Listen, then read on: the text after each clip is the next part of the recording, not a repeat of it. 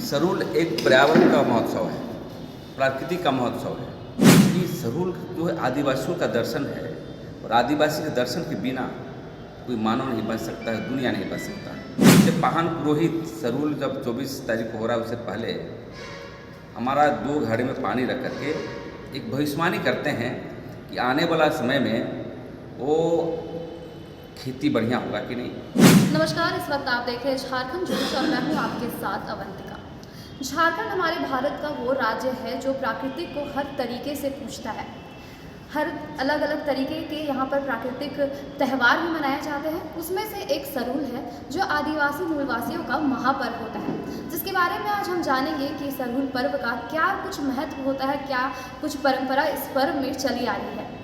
हमारे साथ कई लोग जुड़े हैं जिनसे हम सीधा बातचीत करेंगे। आदिवासी का जो पर्व होता है सरूल बहुत ही महत्व रखता है।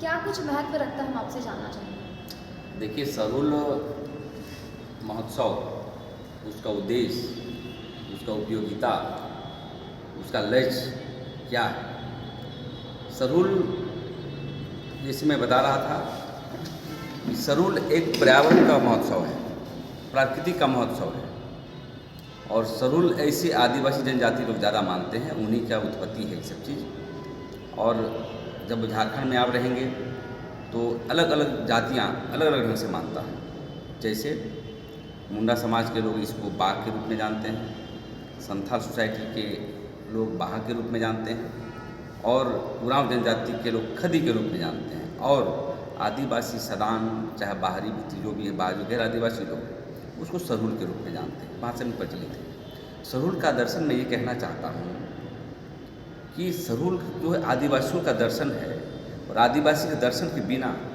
कोई मानव नहीं बच सकता है, दुनिया नहीं बच सकता है, क्योंकि ये हम लोग प्राकृतिक पूजक हैं, अब पर्यावरण का पूजक है। दूसरी बात जो है, सरूल को जैसे कैथोलिक जो है यदि के आधार पर 1 जनवरी को मनाया जाता है नया साल, हम लोग का आज ही नया साल हुआ है। जो आप इसका मंजर जो देखते हैं, मंजर मतलब क्या बोलेंगे, फूल निकलता है आम के पेड़ में, चाहे सरई का पेड़ में, चाहे जो भी पेड़ में। तो हम लोग कहने का मतलब है कि नया अन्न ग्रहण भी इसी समय हम लोग करते हैं। इसके बाद तो कहने का मतलब है कि सरूल के लोक कथाओं में विभिन्न पहलुओं को छूता है। एक हमारे पाहन पुरोहित जो हमारे देवता हैं, उनके अनुसार जैसे हम लोग सरूल के 1 दिन पहले केकड़ा और मछली पकड़ने का प्रचलन है। ये हमारा आदिकाल से सदियों से ऐसी परंपरा चली आ रही है। वैसे ये हमारी लोक कथाओं में लिखा हुआ है। दूसरी पहलू ये है कि सूर्य और धरती का इसमें विवाह भी हुआ है। ये हमारी मान्यताएं हैं, हमारे पुरखा का मान्यताएं हैं। और एक जो देखेंगे कि जब पाहन पुरोहित सरूल जब 24 तारीख को हो रहा है उससे पहले हमारा 2 घड़े में पानी रख करके एक भविष्यवाणी करते हैं कि आने वाला समय में वो खेती बढ़िया होगा कि नहीं, अकाल तो कहीं पड़ेगा कि नहीं। तो इस तरह का जो है हम लोग भविष्यवाणी करते हैं, मतलब भविष्यवाणी एक वैज्ञानिक के तौर पर हम लोग भविष्यवाणी करते हैं। तो इसी प्रकार से जो इकिरबोंगा, अब इकिरबोंगा आप जानते नहीं हैं, पानी के देवता, ग्राम देवता हिंदी में बोलते हैं, मारंगबुंगू पहाड़ का पूजा, तो पूरे धरती माता सब जितने प्रेनेचर के लोग हैं उसको हम लोग पूजा करते हैं, 9 वर्ष के हम लोग मानते हैं।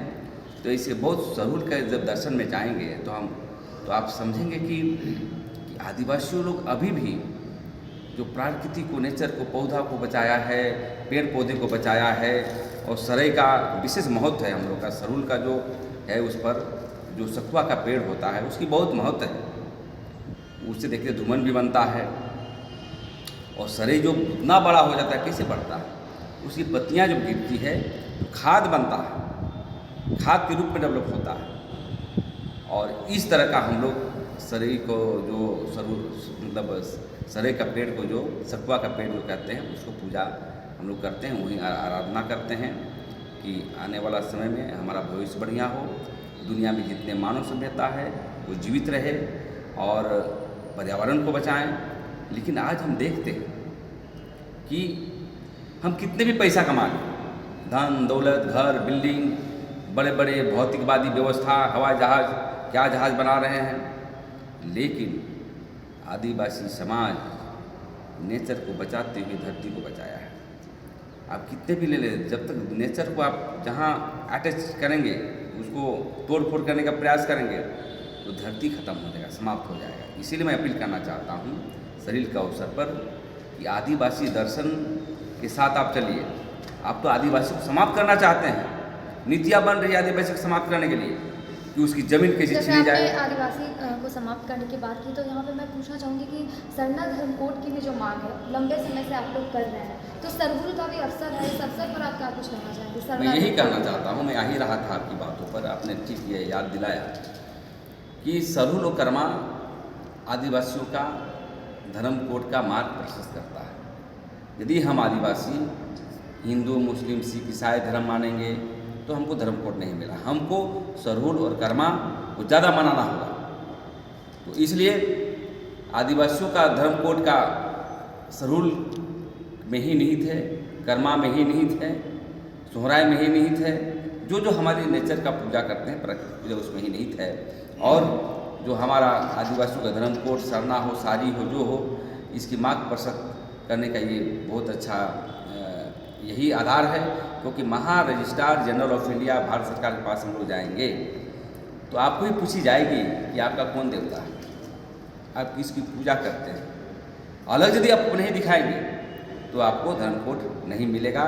और सबसे बड़ी चीज़ है ये समझिए, सरहुल और धर्म कोड एक दूसरे का पूरक नहीं है, उसी में निहित है। धर्म कोड उसी को मिलता है।